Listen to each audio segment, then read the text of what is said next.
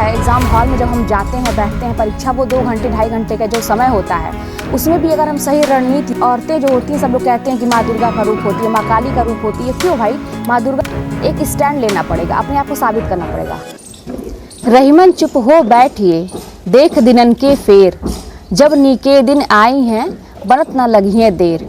तो ये इतनी बड़ी बात ऐसे ही नहीं कह दी गई है, कुछ सोच के ही कहा होगा, किसी के ऊपर ये गुजरी होगी तभी उन्होंने ये भी लिखा होगा।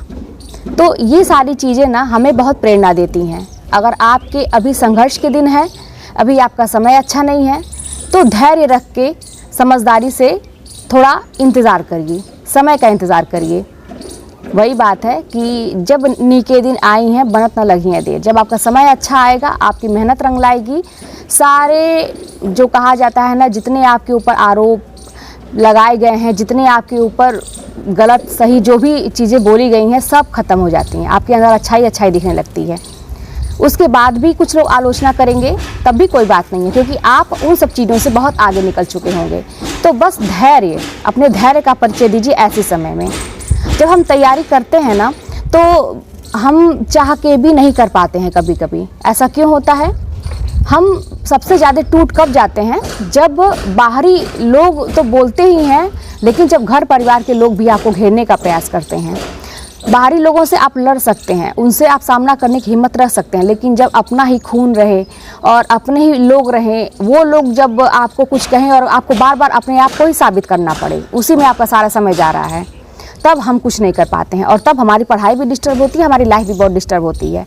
तब हमें स्टैंड लेने की ज़रूरत है, अपना मतलब अपने आप को साबित करने की ज़रूरत है। अभी मैं आप लोगों के वही कमेंट ही देख रही थी, उसमें बहुत सारे लोगों का था कि दीदी जैसे आपकी स्थिति है वैसे आज बहुत सारी औरतों की है। और बहुत सारे औरतों की क्या कहें, हर एक औरत की रहती है। बहुत कम ही ऐसे लोग हैं जिन्हें सब कुछ अच्छा मिल जाता है, लेकिन सभी लोग हिम्मत नहीं कर पाते हैं अपना शेयर करने के लिए, अपनी कहानी शेयर करने के लिए और स्टैंड लेने के लिए। तो करनी चाहिए, आप लोगों को अपनी कहानी भी शेयर करनी चाहिए और स्टैंड लेना चाहिए।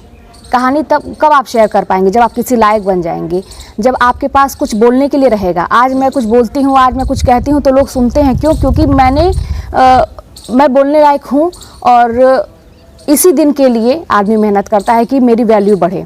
लेकिन अभी आप नहीं कुछ हैं, अगर आप कुछ बोलेंगे तो उसकी कोई वैल्यू नहीं है। तो इसलिए पहले अपने आप को साबित करके दिखाना पड़ता है, और किसी के लिए नहीं, अपने लिए हम लोग करेंगे। और घबराइए मत। जैसे आप लोग कहते हैं कि मैंने इससे भी ज़्यादा तैयारी की है, मैंने बहुत मेहनत की है, जितना आपने किया उससे भी ज़्यादा मेहनत की है, तब भी नहीं हुआ, मेरी किस्मत ही ख़राब है। तो देखिए, फिर आप मानिए ना इस चीज़ को। अगर आपको वाकई में सफल होना है, तो अगर आपने बहुत मेहनत की है, अगर आप सफल नहीं हुए हैं, तो आप सोचिए ना कि आपने जितना किया मेहनत, अगला व्यक्ति उससे भी ज़्यादा किया होगा और मुझे और ज़्यादा करने की ज़रूरत है। तो आपके हिसाब से जो अभी आपका 200% था, उससे भी ऊपर था, उस पर आपको अपना एफर्ट और लगाने की ज़रूरत है, और कड़ी मेहनत करने की ज़रूरत है कि अगला व्यक्ति इससे भी ज़्यादा किया होगा तभी वो सफल होया। यानी कहीं ना कहीं मेरी मेहनत में कमी है, कहीं ना कहीं मेरी रणनीति में कमी है।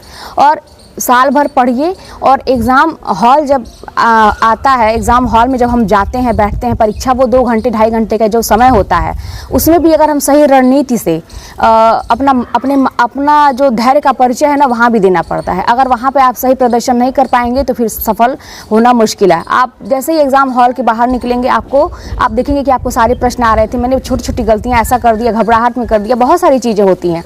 तो धैर्य का परिचय आपको हमेशा देना पड़ेगा। इसीलिए मैं ये शुरू में ही लाइन बोली हूँ कि आप अपने धैर्य का परिचय हर जगह आप दीजिए, घर परिवार हो या किसी चीज़ की तैयारी कर रहे हैं या एग्ज़ाम हॉल हो आपका।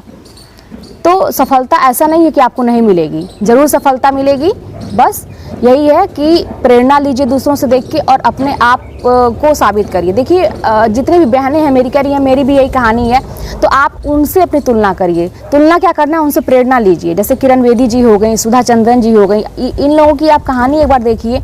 सुधा चंद्रन जो है, उनका पैर ही कट गया, लेकिन फिर वो क्या की, वो जब जिसके पास पैर ही ना हो, वही चीज़ ना हो जिससे हम सारी चीज़ें करते हैं, और वो बहुत बड़ी डांसर है, आपको पता है, लेकिन उन्होंने हार नहीं मानी। वो क्लासिकल उन्होंने साबित करके दिखाया। पैर नहीं है तो क्या हुआ, उस नकली पैर लगवा के उस पर उन्होंने काम किया। तो बहुत सारे लोगों के पास बहुत सारी चीज़ें हैं कहने के लिए, करने के लिए, और किरण बेदी जी एक बहुत बड़ी मिसाल है हम महिलाओं के लिए, एक प्रेरणा। कैसे कर लेता है कोई भी, बड़ी बड़ी मतलब हस्तियां जो हैं ऐसी नहीं बन गई हैं, वो भी बहुत संघर्ष करके ही आगे बढ़ी हैं। तो अपने धैर्य का परिचय दीजिए।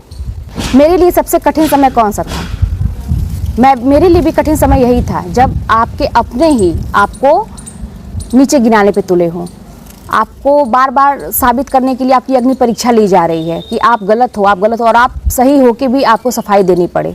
तो आपका माइंड कहाँ से सही काम करेगा, कहाँ से आप पढ़ाई कर पाएंगे? ये सारी मेरी बहनें जितनी हैं उनकी भी यही कहानी है। तो फिर एक आपको कठोर कदम उठाना पड़ता है। जैसे प्रेरणा लेने के लिए बहुत सारी चीज़ें हैं। जब देखिए हम एक औरतें जो होती हैं, सब लोग कहते हैं कि माँ दुर्गा का रूप होती है, माँ काली का रूप होती है। क्यों भाई? माँ दुर्गा का रूप उन्होंने कब लिया और माँ काली का रूप भी कब लिया?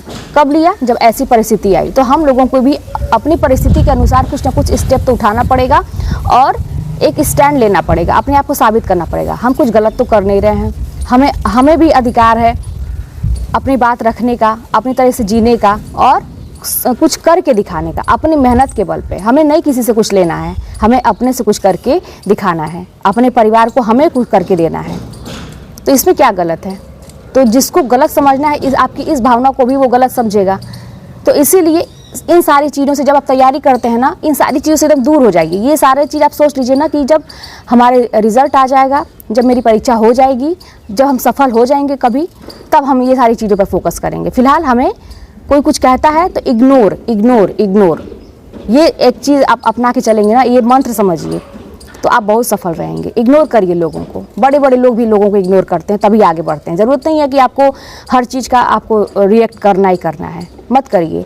यही ना कोई कहेगा कि हाँ डर गया, चलो ये झुक गई, ठीक है भाई, हम झुक गए, हम डर गए, हम अपना काम कर रहे हैं, मत करिए।